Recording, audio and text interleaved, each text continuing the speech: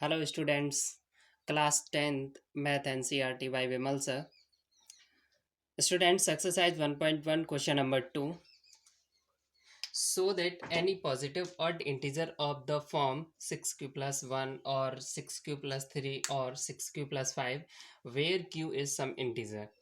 Okay students, यहाँ पे मुझे सॉल्व ये करना है, ये शो करना है कि कोई भी ऑड पॉजिटिव इंटीजर जो होगा, कोई भी पॉजिटिव ऑड इंटीजर वो जो है 6q+1, 6q+3 और 6q+5 की फॉर्म में ही आएगा।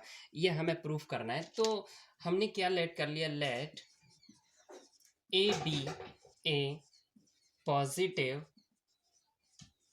Odd integer which is of the form 6q+r। हमने ये लेट कर लिया कि कोई एक ए जो है एक ऑड पॉजिटिव इंटीजर है जो 6q+r की फॉर्म में है। तो अब हमने 6q+r की फॉर्म में इसे लेट कर लिया। अब हम ये चेक करेंगे, ये प्रूफ करेंगे कि 6q+r की फॉर्म में जो है वो 6q+3 की फॉर्म में आएगा, 6q+5 की फॉर्म में आएगा, 6q+1 की फॉर्म में आएगा। ये अब हमें प्रूफ करना है। हम ये देखेंगे कि क्या वाकई में 1+3 और ये जो +5 r की जगह पे 135 ही आएंगे या और भी कुछ आ सकता है। तो देखते हैं स्टूडेंट्स, यहाँ पे हमने लेट कर लिया a be a positive odd integer which is of the form 6q+r। So a is equal 6q+r। Students, last question में हमने डिस्कस किया था कि यहाँ पे जो है ये यूक्लिड डिवीजन लेमा इसी फॉर्म में लिखते थे, जहाँ पे ए आपका जो है डिविडेंड है, 6 आपका डिवाइजर, q जो आपका क्वोशिएंट एंड आर रिमाइंडर। तो यहाँ पे जो डिवाइजर है वो है 6, ठीक है ना। जब यहाँ पे 6 डिवाइजर है तो फिर रिमाइंडर्स क्या क्या हो सकते हैं कि जो डिवाइजर होता है, जैसे अगर डिवाइजर 6 है तो रिमाइंडर्स 0 से 5 तक ही होंगे। अगर डिवाइजर 10 है तो 0 से 9 तक ही रिमाइंडर्स होंगे, ठीक है ना। यहाँ पे लिख देंगे q is some integer, q is some integer. So student ध्यान से देखिए, therefore possible value of r is equal 0 1 2 3 4 5। Students यहाँ पे डिवाइजर क्या है 6, इसलिए हमारे जो रिमाइंडर्स हैं वो 0 1 2 3 4 5 तक ही होंगे। कभी भी रिमाइंडर 6 के इक्वल नहीं आ सकता और 6 से बड़ा भी नहीं आएगा, 6 से छोटा ही होगा। इसको हम ऐसे भी लिख सकते हैं कि जो रिमाइंडर्स है is less than 5 and greater than and equal to 0, ठीक है ना। सॉरी यहाँ पे 6, ठीक है, डिवाइजर 6 है।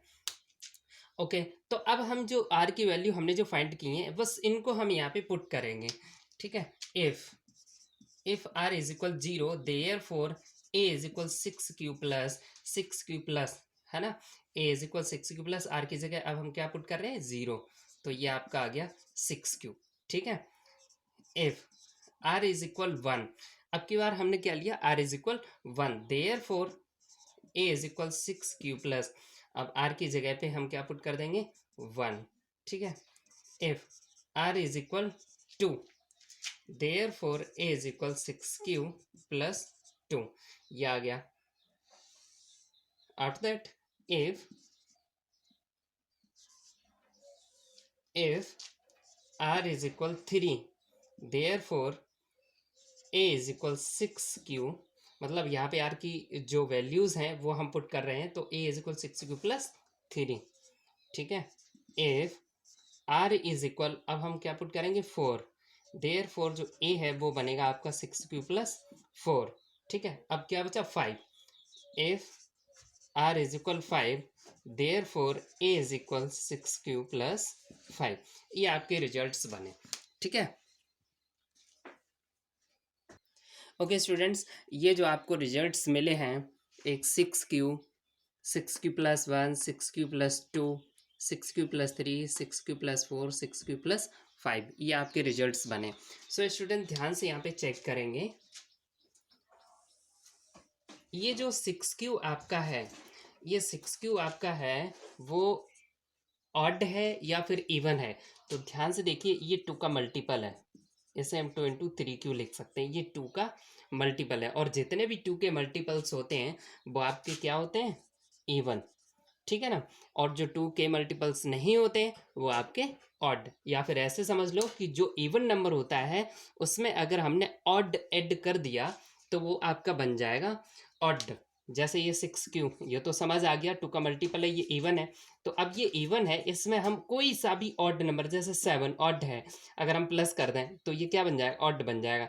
ठीक है, इस तरीके से हम 1 रखें या फिर यहाँ पे हम 3 रखें तो ये ऑड बन जाएगा, क्योंकि यहाँ पे जो ऑड नंबर अगर आ जाए तो ये तो इवन है, इवन में हम ऑड नंबर ऐड करेंगे तो ये आपका पूरा नंबर जो है ऑड बन जाएगा।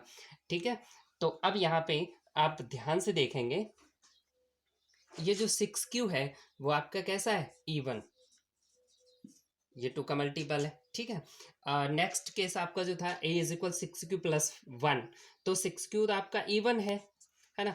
इवन में ये जो 1 ऑड है, ऑड ऐड करेंगे तो ये आपका पूरा कैसा बन जाएगा, ऑड। ठीक है, अब ये 6 क्यू आपका तो इवन तो है ही ऑलरेडी, वो अभी मैंने चेक किया था, है ना। 2 क्या है, ये भी इवन है, तो इवन में इवन अगर ऐड करें तो इवन ही रहेगा। ठीक है, नेक्स्ट 6 क्यू इवन और 3 क्या है, ऑड, तो ये क्या बन जाएगा, ऑड। अब 6 क्यू इवन है, 4 कैसा है, ये भी इवन है क्योंकि ये भी 2 का मल्टीपल है ना। तो इवन प्लस इवन तो फिर आपका इवन रहेगा। अब यहाँ 6 क्यू इवन और 5 कैसा है, ऑड, तो ये पूरा क्या बन जाएगा, odd.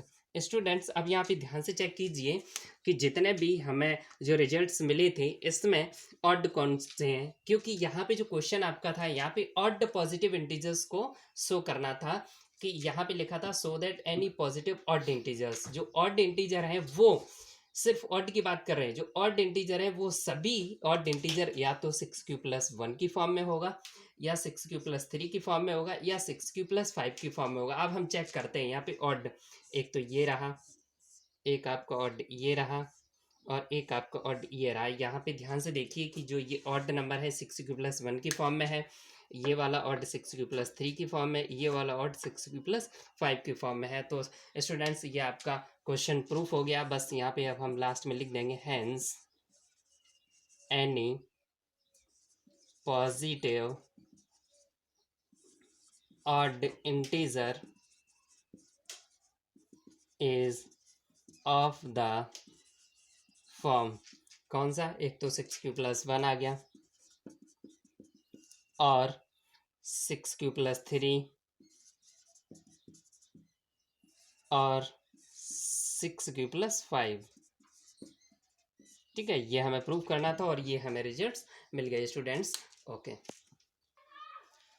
Okay students, now see the next question. An army contingent of 616 members is to march behind an army band of 32 members in a parade. The two groups are to march in the same number of columns. What is the maximum number of columns in which they can march? Student simple, यहाँ पे आपको कुछ भी नहीं करना है, यहाँ पे आप सिर्फ HCF फाइंड करेंगे, maximum number of columns is equal HCF of 616 and 32। Only इसका आपको HCF फाइंड करना है। सो स्टूडेंट्स ध्यान से देखिए, 616 इज ग्रेटर दैन 32, 616 जो है 32 से ग्रेटर है। सो हम क्या करेंगे, ये जो आपका यूक्लिड डिवीज़न एल्गोरिथम यहाँ पे यूज़ करेंगे। 616 तो इसको डिवाइड करेंगे, ये आपका जाएगा 1 टाइम, ठीक है, यहाँ बचा 9, और ये आपका बचेगा 29, और ये 6। ठीक है, नाउ 9 2 ज़ा 18, ठीक है, ये आपका रिमाइंडर आ गया। ठीक है, जैसे मैंने इसको डिवाइड किया तो इसका फाइनली जो रिमाइंडर है वो 8 है। तो यहाँ पे एक आपका स्टेप बन गया, स्टेप 1 क्या बना आपका, डिविडेंड 616 इज इक्वल, डिवाइजर क्या था 32, 32 इंटू कोशिएंट होता है ना, यूक्लिड डिवीजन एल्गोरिथम से एचसीएफ फाइंड करने का मेथड जो मैंने बताया था बस वही है यहाँ पे। और रिमाइंडर क्या है 8। स्टूडेंट्स ये आपका स्टेप 1 बना, यहाँ पे remainder remainder is equal 8, remainder क्या आया 8 इज नॉट इक्वल टू 0। अब रिमाइंडर 0 नहीं आया, so again use Euclid division. अब यहाँ पे यहाँ पे जो नेक्स्ट स्टेप दोबारा से फिर से इसे सॉल्व करेंगे। यहाँ जो आपका 8 आ गया, ठीक है, तो अब इसका हम डिवाइड करेंगे जो पहली डिवाइजर था उसमें, तो 8 4 जा 32, यहाँ रिमाइंडर 0 मिला आपको। सो स्टूडेंट्स नेक्स्ट जो स्टेप आपका सेकंड है वो ये है, यहाँ डिविडेंड आपका 32 is equal divisor 8 into quotient 4 plus remainder 0। Students यहाँ पे जो आपको रिमाइंडर मिला वो क्या मिला 0, hence therefore HCF is equal, जिस डिवाइजर से ये 0 बना है, रिमाइंडर 0 आ गया जिस डिवाइजर से, वो ये आपका आंसर HCF इज इक्वल 8, ये आपका आंसर हो गया। Okay student, thank you.